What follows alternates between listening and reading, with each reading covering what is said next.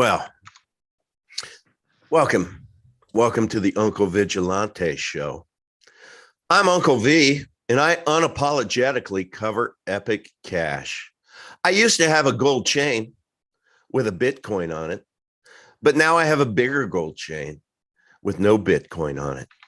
And the reason why is because as I have advanced in Epic Cash and I have become quite the big deal, to justify wearing these sunglasses indoor and this big gold chain, well, I want to let you know that I have people who know people who know people. And I have had my people infiltrate a BTC Maxi meeting. And I want to give you visual evidence, visual proof. You have to take a look at this. And if you look at the middle of the table, what do you see right there? Yeah, that's a Bitcoin. And these BTC Maxis are a little older than I thought they would be, but they're there to discuss Bitcoin problems. But you know what? They don't believe there's a problem. And this series that you're here to get the finale of with Todd Lewis and Max Freeman, we actually cover the quest for superior money. And if you take a look here, fungibility, which we've already covered, Epic is fungible and BTC is not. And my people who infiltrated this meeting captured a picture, and a picture is worth 1,000 words, everyone.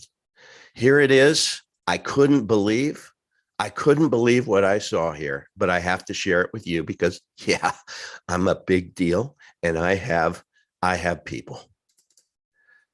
Yes, Sir Todd Lewis and Max Freeman, welcome to the show. These people were sitting around the table talking about fungibility, and they said, what fungibility? Is it true there's an elephant in the room when it comes to BTC fungibility? I'll let you go first, Todd Lewis. This is your coffee show. Well, I mean, if your goal is to have political money where you can control what goes where and pull the puppet strings in society and the economy, then it's a very useful elephant, right? Okay.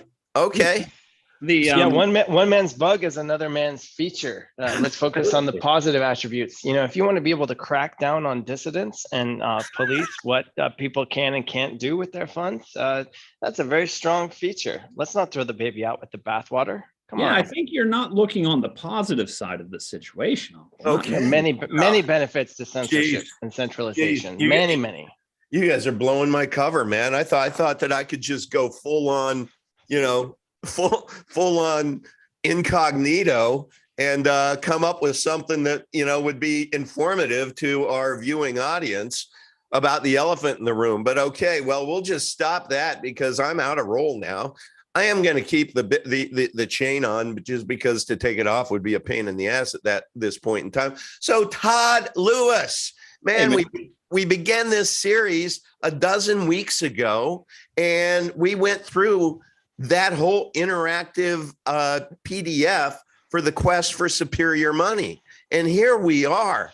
This is the last show to where I'm not even going to tell everybody what this is, because if you are too late to the party and you haven't gone back, there's a dozen weeks of us reviewing this. So I'm not going to go back and tell you what it is.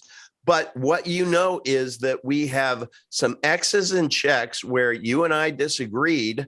And we invited Max Freeman to come in and kind of be the mediator and give his point of view. And then at the end, because, while I do have my gold chain, I am a little pissed off, I do have to say, because I ordered a back scratcher that was 100% solid gold and it's not arrived yet. So I have to use this one, but I do have my gavel and that has a little bit of gold on it. So at the end, I'm going to be judge and jury on the final, but I'm definitely interested in Max's thumb on the scale, if you know what I mean. You guys can be judge and jury, but I get to be executioner. Very good. Okay, everyone. So we are at the point we were going to try to nail this last week, but it was just too good and went too long, to where the quest for superior money, when we compare Epic with Bitcoin, with gold, with Federal Reserve notes and digital credits of the Federal Reserve, these were my answers. I had Epic is neutral. I have Bitcoin is neutral. Gold is neutral. Federal Reserve's notes are not. And then Federal Reserve digital credits. Why the hell did I put neutral there? I think that's a mistake. I think that's a mistake. Yeah. Sorry, guys. That should not be neutral. That is my mistake, and I will correct this. We don't even have to debate it, do we, Max?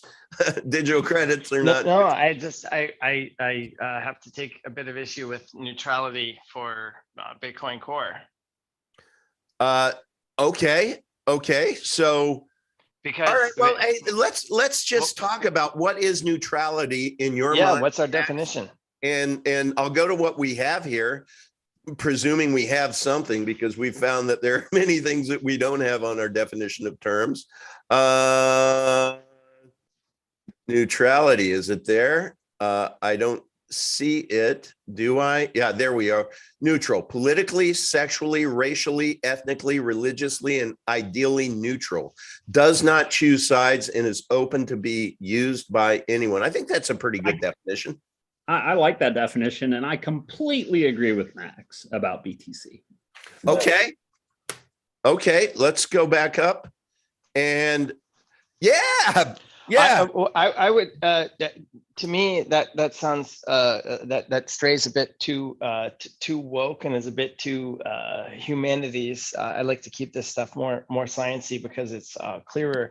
To me, it's about, can everyone use the system on an equal basis, or is it a tilted, unlevel playing field that favors some at the expense of others? First mover, last mover, insider, outsider, haves, have-nots, all those different issues tend to revolve around neutrality.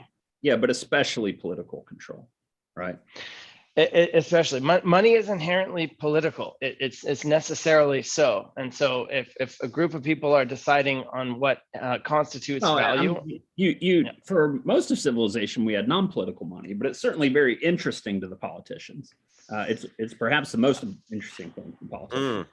I mean, money is inherently political in that, like, if your tribe uses cowrie shells and mine uses tally sticks, then we have a political difference there. Within our polity, we may decide that centuries, but we have centuries of experience with gold as the first example being accepted cross-culturally, non-politically in international trade. But it is even a political thing within the set of humans as a whole, that we settled on that as on gold as the highest and best form of money. If we just all decided somehow that we were going to use something else as money, then we could do that.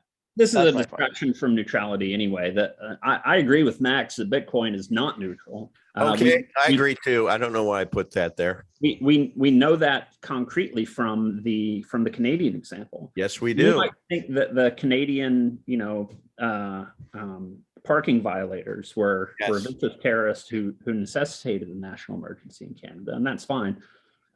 But Canada establishes that governments, be they very reasonable, like the Canadian government who sent in the SWAT team for people parking illegally, or unreasonable governments. The mechanism is certainly there with Bitcoin for them to exercise political control. And why is that? And why is that? How can that be? And how is Epic different from Bitcoin to where we get a check mark there? Privacy, fungibility. You can Bitcoins are taintable. Because the technology did not exist when Bitcoin was created to be able to do what we've done in every other form of money in human history, which is allow people to have privacy in their transactions. But isn't privacy a bad thing? The history of money, I mean, has it always been private? I mean, if you're Justin Trudeau, it's a bad thing. If you're trying to crack down on civil dissent and protest, then it's very much a bad thing. So, and that's why Bitcoin deserves next year. It's not neutral money. No, it is not neutral money. And that's just an objective fact. It's an objective fact. And can you explain the difference between a blockchain that can be surveilled and one that can't? And maybe just take this opportunity to share with people who haven't listened in too long what Mimblewimble is? Yeah, some blockchains can be surveilled and some blockchains cannot. Thank you for coming to my TED Talk. Epic Cash cannot because of Mimblewimble. Because of Mimblewimble. Yeah. Mimblewimble ensures that outsiders cannot see the quantities to transactions, and they cannot see the identities of the transactions, or the identity of the parties to the transactions. And this is just a fundamental innovation over the technology available at the time that Bitcoin was created. Hey, Max, I'm curious on your podcast, The DNA of Bitcoin, that you have not released to the wild yet, but you have 4 interviews. Who name the 4 who you've already interviewed, please, real quick. Sure.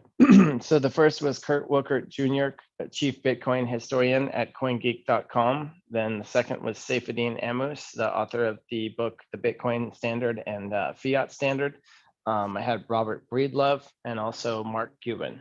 Okay, my question is this, because I know that you asked them all if Satoshi had a mulligan and he could relaunch BTC back in 2008 with the benefit of a decade plus worth of hindsight and today's technology, how might he have designed it differently?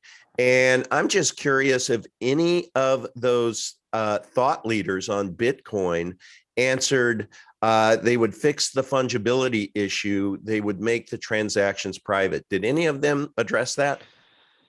You know, it's very funny. So Kurt Wilkert is a BSV true believer. For him, that's his version of Bitcoin that he believes is best, that he's committed to. Robert Breedlove and Saifedean Ammous are die on that hill Bitcoin Core Maxis. Mark Cuban is more pragmatic and views himself as a crypto enthusiast rather than having permanent brand affinity to any one particular network, let's say. So it's really a spectrum. The Bitcoin Core guys tend to twist themselves in knots trying to justify how lack of fungibility is actually a feature, which is very, very amusing. And I recommend everybody listen to the episodes and see how that all works out. But it's basically it's unequivocal at this point. You can argue all you want, but it doesn't change the fact that there are certain useful properties that are absolute improvements over what used to exist, and we have made those.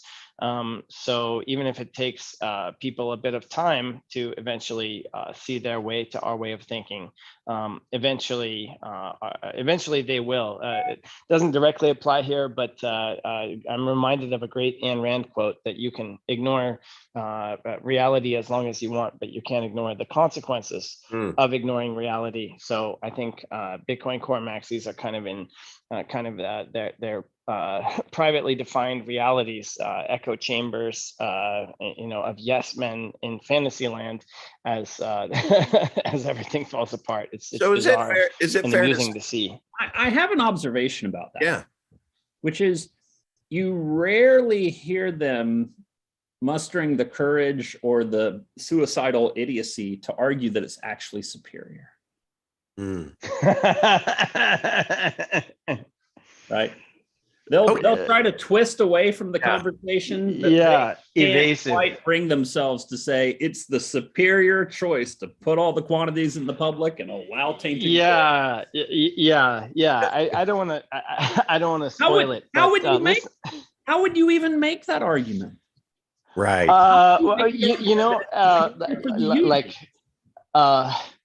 What's that word? Sophistry. Yeah, sophistry is a good one. Evasiveness, misdirection, Rhetoric. rhetoric. Yeah, logical Reasoning. fallacies, gaslighting. There's all kinds of different arguments that I don't that think weak I don't intellectuals make. No, hang on. I don't think it's gaslighting because I believe they're truly delusional. Mm-hmm. Mm-hmm. Okay. I don't Yeah. think they're trying to lie. I think they're trying to rationalize their situation. Cognitive dissonance. Yeah. I think we should be very equanimous and fair and even-handed in our appraisal of what's going on, because ultimately I don't think anybody here is a bad person. I mean, there are some bad actors, overt scammers out there. Nobody's putting anybody mentioned in any of those buckets, certainly not. But if you get yourself in the place where you're arguing that up is down and black is white and bad is good, and we've always been at war with East Asia, then you got to kind of ask yourself, well, whoa, it's 2022. This movie started in 2009. How did we get here? And that's been a big part of my research process for the DNA of Bitcoin, is trying to figure out how what started out as peer-to-peer electronic cash, where any two willing parties can make a payment to one another without having to trust anyone else or rely on a third party or any kind of centralized infrastructure. And now we have this sort of like, yeah, we need government to, get behind it, and we need banks, and we need regulation, we need this, and we need that. And I'm just like, whoa, wait a minute. Like, how did we get here? And how did everybody who is on this side of the fence saying that this $20,000 dinosaur is the be all and end all, how can you credibly still claim these things? These narratives don't work anymore. I want to point out something about those arguments. None of those arguments are an argument that it's superior for the owners. Okay. Unpack that. Well, for the owners? For the owners of the coins. None of those arguments is an argument that this is a way to create superior value for the people owning the coins. Mm-hmm. It's always, well, we have to accept the reality that it's a complicated world and we have to, blah, blah, blah, blah. None of those arguments say coin owners get superior monetary service in a system where they are forced to do their transactions in the open. Never make that argument. Never. And so they have arguments, but none of the arguments are about creating superior money and solving the money problem. Right? And Todd Lewis, do you believe Epic Cash does that? I believe it does. All right. Why? Because it addresses the elephant in the room. Right? The elephant in the room is that people don't choose to do transactions in the open if they can avoid it, because the people you're doing commerce with will take that information and use it to take advantage of you, right? This is the responsibility of everyone in the economy to make sure that they're getting their fair piece of the pie in their negotiated arrangements, right? And getting paid what they deserve as we cooperate to split up the pie and decide who gets which pieces out of the productive activity in the economy. It's your responsibility. And at no point does the engineering choice in Bitcoin help you with the money problem. Mm-hmm. Right? And it wasn't an intentional choice. It was a limitation of the technology at the time. So when you and Max, and I know others, sat around the table to design Epic Cash, I keep hearing you say, Max, that you've basically maintained 98% of the original Bitcoin protocol's DNA, right? And you tweaked a couple of percent.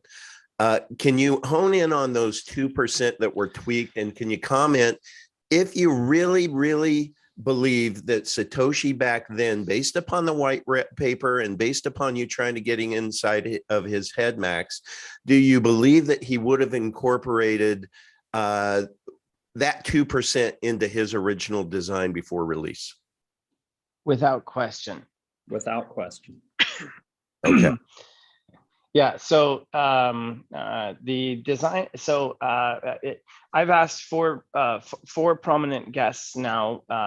Please, in your own words, explain to me what is Bitcoin. And I got four different answers, and I'm confident that every person that I ask that same question to, I will continue to get different answers. So there's a lot going on here, and it means different things to different people.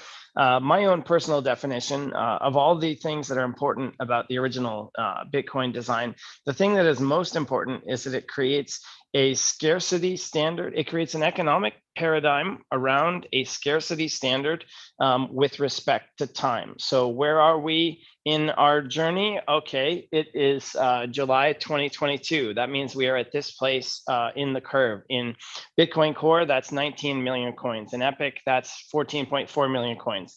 In summer of 2028, that will be 20.3 million coins for both networks. So what's important is if I have 1,000 coins, or one coin or 10 or however many number, I know what percentage of the pie I hold. And most importantly, 3 years from now, I know what percentage of the pie I am going to hold. And that does not depend on the machinations of man. There's no politician or central banker anywhere that can decide that my share of the pie is going to be diluted by X percent because of whatever. So I am absolutely protected from the ravages of inflation through excess currency creation. Milton Friedman said, inflation is always and everywhere a monetary phenomenon.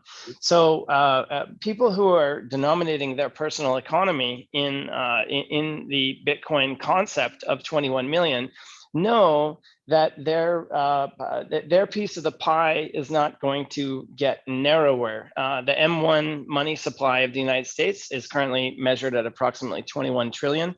That was 4 trillion 2 years ago, and 15 years before that, in 2007, it was 1 trillion. So we keep getting diluted in our purchasing power in the other system, and we don't in this system. And so for me, that's the bedrock and the basis of what Bitcoin really means, is that it's a currency.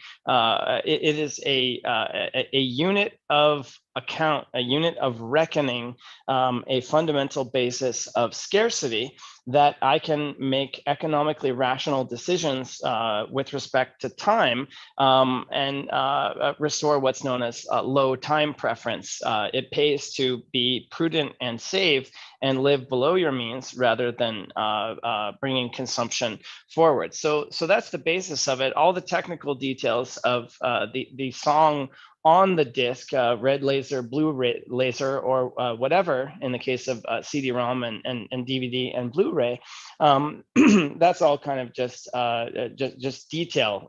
You don't need to know how to manufacture a car or design an internal combustion engine. You just need to be able to hop in the car and drive it. So I'm going over here, Todd. Why don't you get a word in edgewise? Go ahead. Go ahead. Well, my question is, if you want to be accommodating to the guys with guns who assert coercive control over the economy and want the ability to take wealth from producers, why aren't you in crypto at all? I mean, we already have political money. Good point. Yeah, I mean, what are we achieving by having Bitcoin become just another political money?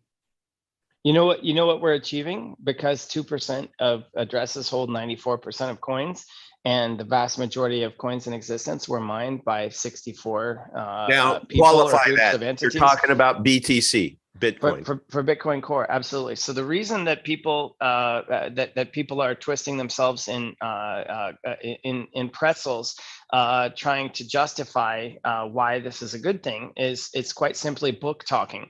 They have a vested interest in pushing that narrative and assuring exit liquidity. Unless someone else buys that story, then there's nobody to buy those worthless bags. And we just punched down below the all-time high of the last cycle, which means the narrative, in my eyes, is really falling apart. I asked Saifuddin Ammous would Bitcoin Core survive if the price were lower 5 years from now than today? And he said, absolutely not. His narrative, his conception of Bitcoin dominance for the world as, oh, this thing is going to take over the world, be the world reserve currency and all that, is absolutely 100% predicated on the prima facie, take it as an input into the equation as a given that we start with eventual Gresham's law dominance of this currency has won, and we're just working back from there. But when you take that out of the equation, it all falls apart. And so now that we're at 19.5 or whatever, and we punch below the head of the last chart cycle back in 2017. I think there's an increasing question mark in people's minds. Ultimately, what used to underpin the value of the Bitcoin Core network was being able to make peer-to-peer permissionless payments in a censorship-resistant way, a borderless, neutral, open, public network on a blockchain secured by Nakamoto consensus and proof of work. And now it's not quite so clear. What you have is a belief system rather than a utility. And so the only reason that somebody would buy a BTC coin today at 20 grand is because they think some other sucker is going to pay 40 or 100 for it later. And why is that sucker going to buy it? Well, because somebody else is going to buy it from me later at a higher price. It is the fundamental definition of what would it be? A pyramid, a Ponzi? I don't even know. Whatever it is, the nuance doesn't matter between those two things. But it's not healthy. What are your thoughts, Todd? I think you called it the greater's fool bet. The greater fool bet on a previous episode. Greater fool, yeah. Yeah, it's the next greater fool who buys your bag. This is great, by the way. I'm really enjoying this, and I'm taking off the pressure. We haven't gotten to the interesting one, which is Federal Reserve notes. Okay, let's. But before I do, I just want to share a screen because I want to give a shout out to L. McMurphy. And for those who don't know L. McMurphy, he is a community member. He used to be a chief financial officer, and he was a professional trader for 2.5 years in crypto. That's how he made his living. And then he saw the light and he pivoted 100% of his holdings into Epic Cash. Now he ends up looking at the world through a different lens, a chief financial officer's lens. And please follow him at L_McMurphy on Twitter, because I live on his tweets, because he always makes me think. And I want to read this one.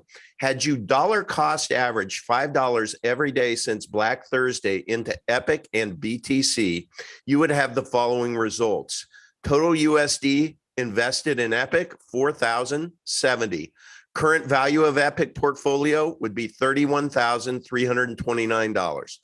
Total invested in BTC, 4,255.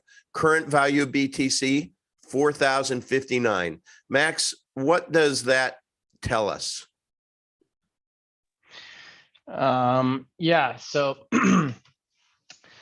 I believe, correct me if I'm wrong, but let's see, Black Thursday 2020, I don't know exactly when that is, but let's say you, I think what he's doing here is if you had taken $5 out of your bank account, let's say, and did a dollar cost average, which is just buying the same amount in dollar terms, regardless of how many coins that is, which is, by the way, far and away the smartest strategy that anyone could ever do on the acquisition side that I highly recommend.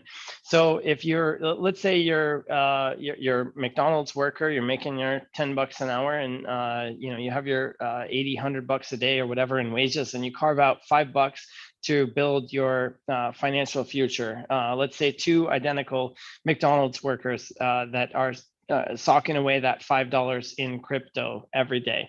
On the one hand, the person that bought $5 a day in Epic has spent 4,070 fiat dollars. Interesting that it's 4070 and 4255. Yeah. I don't know why that's different. Probably should be the same. I'm going to assume that's a typo, but basically both people have spent $400. So 800-ish days times $5 is about 4,000 fiat dollars out. Now, in the case of Epic, the person who bought Epic with that $5 a day has at present value spendable amount worth of purchasing power. You can go and spend $31,000 worth of fiat dollars at today's Epic price of 80 something cents, whatever it is. So you are up 7 times on your money. Now that same person is basically flat. So they have $4,000 of fiat out, and they have $4,000 worth of BTC today. So you're basically treading water over 2 years in Bitcoin Core, and you're up 7x in Epic. Well, let's look at one other additional chart that was just pulled last week, and I know that it is even better today. But this is, that was the last 2 years that El McMurphy was showing. This is the last 12 months, almost to the day. It was pulled on July 11th. And that was when Epic was in the 70s, and now it's in the 80s. So this number today would probably be closer to, plus 80%. But so do the same exercise here. Just talk about. Other assets are bleeding out. They really are. It's a bloodbath out there. The markets are weak and getting weaker. The pain has just begun. So not financial advice, of course, but word from a friend, take what's left of your shrunken portfolio, the smoldering ruins, go salvage whatever you can and get into something with a future, because these things don't get better. They only get worse. Just because something, like let's take Pirate Chain as an example, just because it's gone down 74% doesn't mean it can't go down 74% again and again and again. I remember when you took me through the exercise of going through all my 25 coins, we did it one by one. And at the time I had a basis in Pirate, and I had a lot of it. At $4.25. And it was, when we went through the exercise, it was $2. And I remember how absolutely gut-wrenchingly painful it was to sell at $2, because I felt that I lost over 50% of my money, but I was able to get into Epic Cash at that point in time. I think we were trading around 18 to 25 cents. And R is now trading at 40 cents. So you told me never catch a falling knife. So when you say that 74% could go 74% again, that's true. It's like you time and time again have shown me charts that you look at in BTC comparative terms, and none of the projects look pretty. Not a single one, except Epic Cash. Yeah. Epic. You guys remember the old joke about how to lose 90% of your money? No. First, you lose 80% of your money, and then you lose 50% of your money. That's great. So you're taking me back to 2018, Todd. We still haven't done Federal Reserve notes. Okay, I'm going to put that back up. We're going to go to Federal Reserve notes right now. Okay, Uncle Todd and I have a hard stop in 18 minutes, just so you know. We have a labs meeting. Look, this is everybody. This is going to be this is going to continue next week, so we don't have to worry, because I think this has been very valuable how we've kind of gone through this. So we are in agreement on Epic. I'm going to change Bitcoin. Gold, we're in agreement on. That's a check. Federal Reserve notes is a neutral, is an X, of course. And then I think Federal Reserve notes are pretty neutral. Drug dealers, I think they're pretty neutral too. With no political approval, proudly accept $100 bills in payment for all the illegal drugs you want. Okay, so just so that I have this right, Epic, check. Bitcoin, X. No. Gold, check. Federal Reserve notes, check. And Federal Reserve digital credits, X. Correct. Okay, good. All right. Yeah. Can I explain why I use drug dealers as my example there?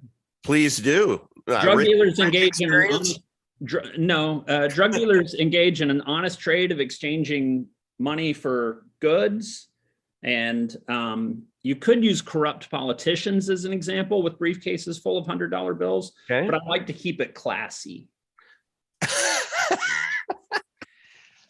But I mean, if we're going to talk about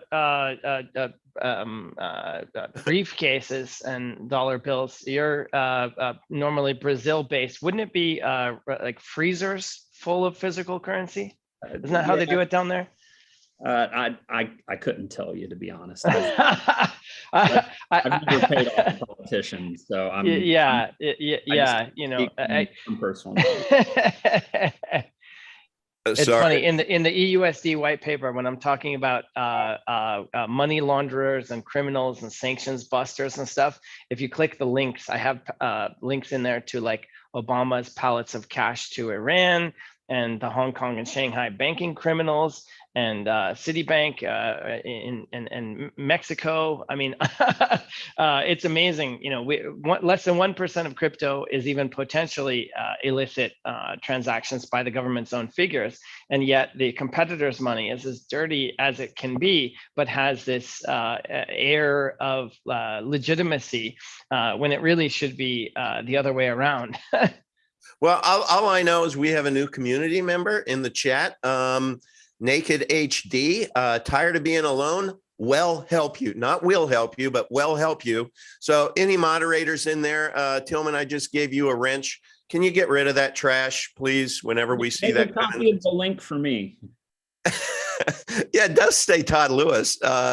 Man, now we know your alter ego, Todd Lewis. Okay, so let's go to, we'll do one last one here for this week.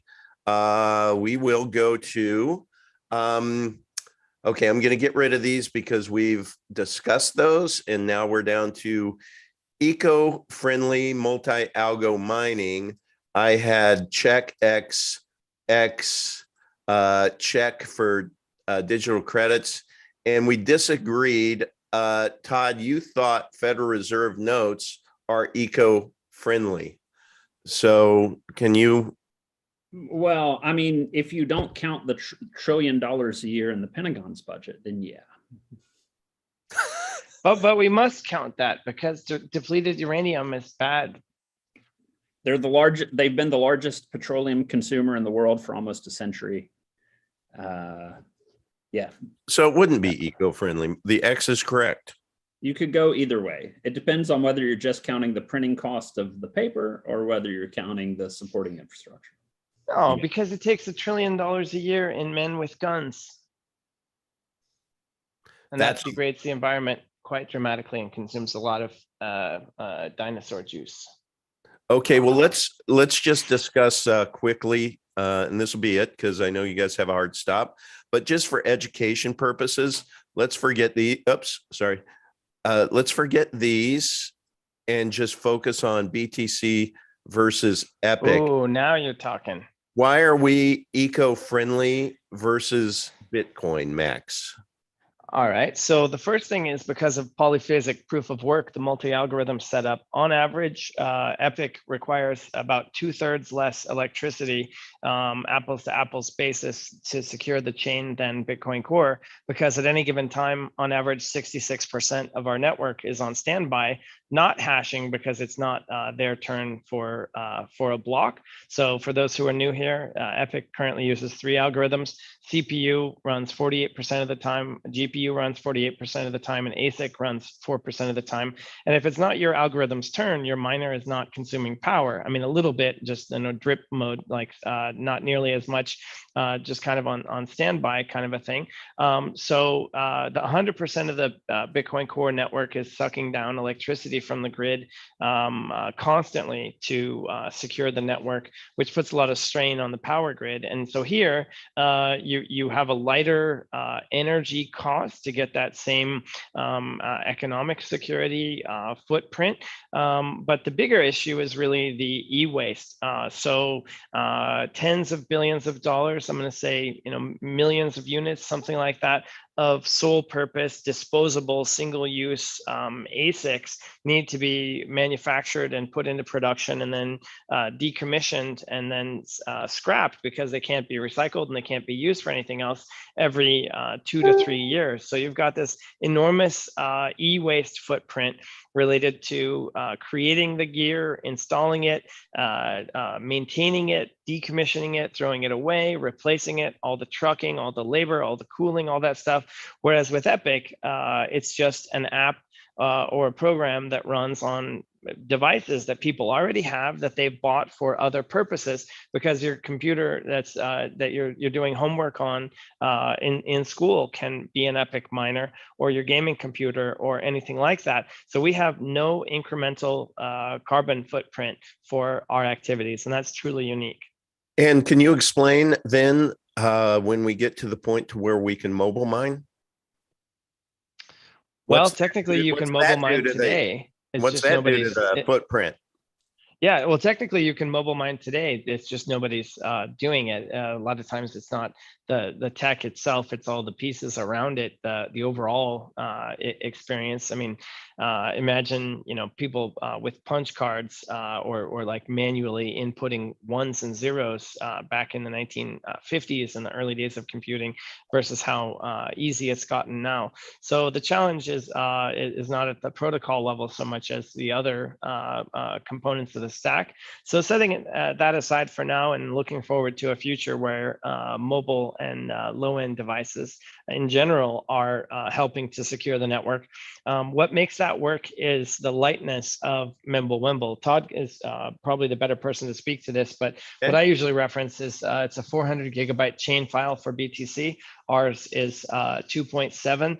And a lot of the other privacy-focused protocols, such as zero knowledge proofs, as an example, from Zcash and Pirate Land, and the rollups on Ethereum, those are just too computationally heavy for low-end devices. So you can't sign the transactions on them unless you're willing to let your machine run flat out for 15 minutes or something. So Todd, I'm sure you'll have more to say about that. Why don't you take it? Yeah, and also at a higher level, the fact that we do have flexibility in our proof of work algorithms means that we can embrace lower energy cost algorithms as the innovation continues to unfold there. Okay. So I think proof of space-time was a really interesting demonstration of how we can change the kinds of resources we're consuming to still get to distributed consensus without necessarily having it be so energy dependent.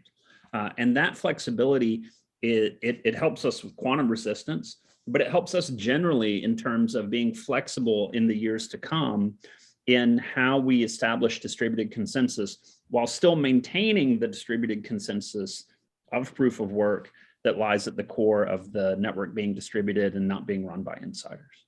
So if there's something else that comes along in the future, as Yoga likes to say, that doesn't suck, we could incorporate it into our mining protocols. In fact, this past week down in the labs, we had a very exciting proof of concept that, that I'm looking forward to sharing with the community sometime soon. Wow. That's great movement in that space. Todd Lewis, there was a question in the community that heard, I believe it was last week's show, where you asserted that you could literally use a carry pigeon to transact with Epic Cash, and they wanted you to unpack that because that makes no sense to anyone, because it seems like how would that happen?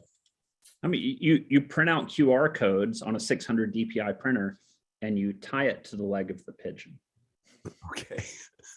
Okay. And then fly, little birdie, fly. Okay. And on the far side, you hold up the QR code, you scan it, and you enter it as chain data into Epic. This would work. Now, would it be practical? Not really.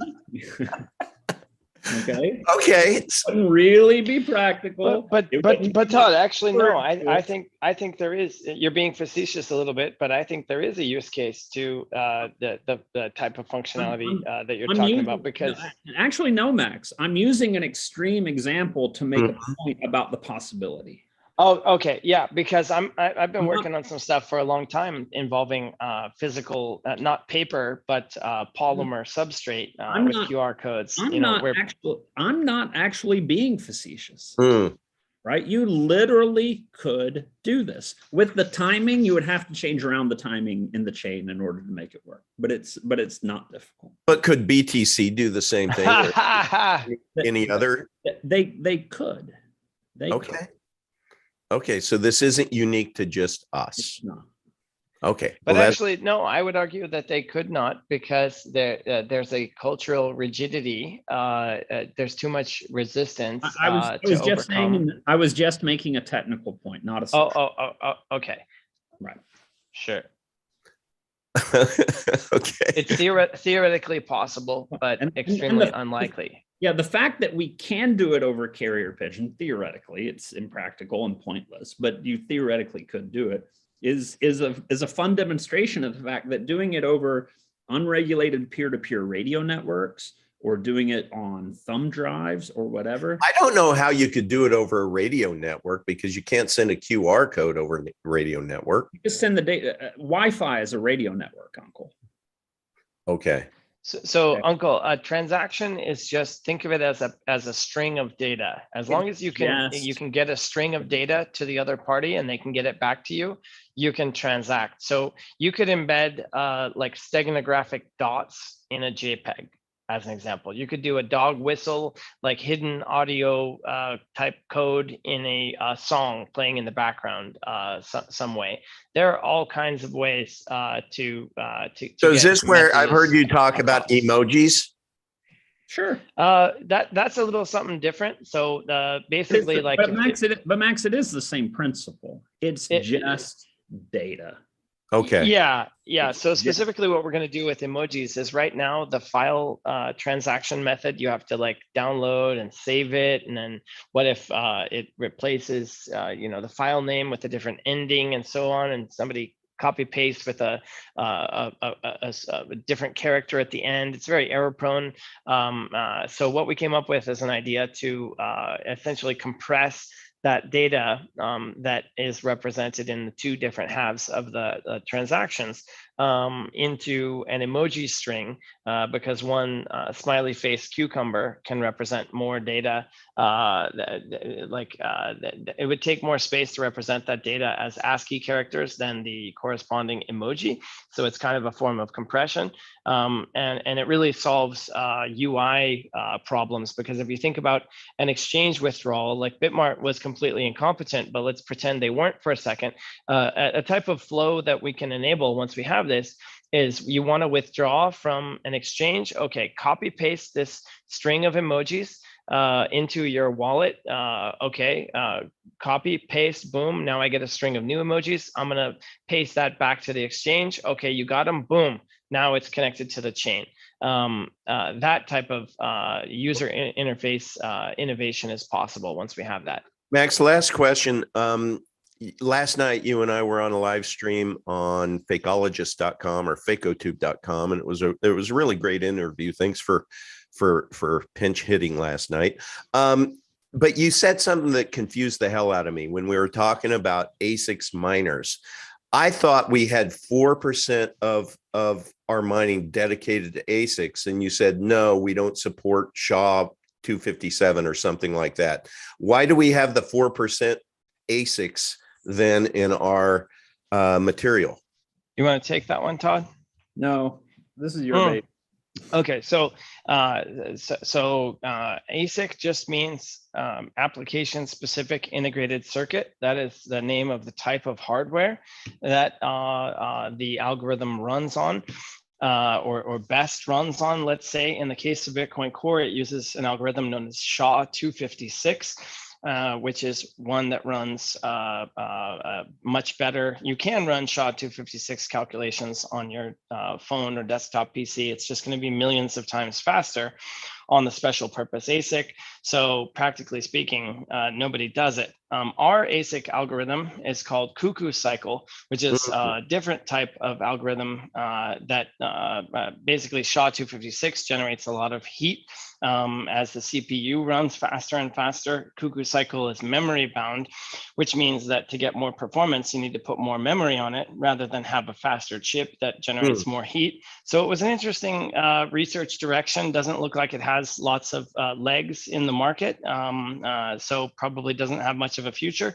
But it had its place, and we're glad for having done the experiment. So that's a case in point of multi-algorithm mining.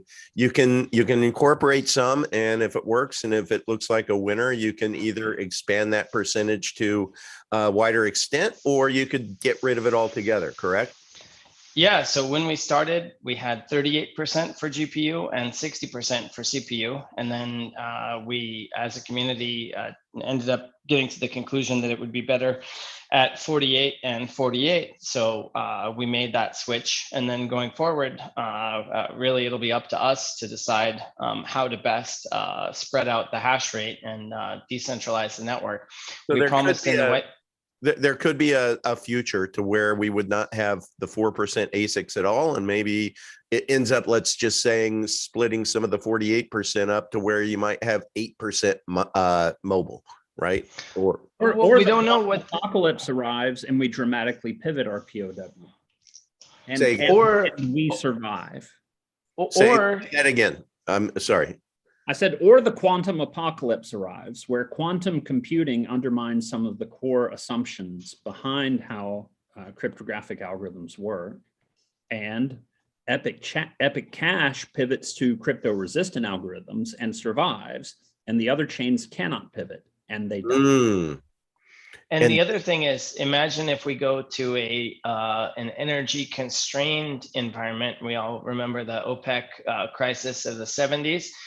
Gas lines and so on. A lot of these green energy policies have the potential to cause a crimp in our ability to access energy going forward. So proof of space-time is particularly interesting because it uses the storage space on the hard disk rather than the computational resource to achieve distributed consensus. And so therefore, it's about 99% less electricity. So we've got a number of potential mitigations in our toolkit. No matter what the world throws at us, we will have the agility to respond and even stay one step ahead.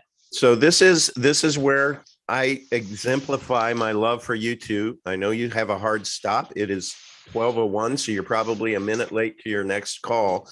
But I just want to tell everyone, in my opinion, if I was going to point someone to a first video, as in the weeds as this is, I would point them to this one, because I really loved how everything was presented today. And I think it gives people a little bit of vision of how deep this project goes and how the technology behind it was so on purpose, with intent, designed.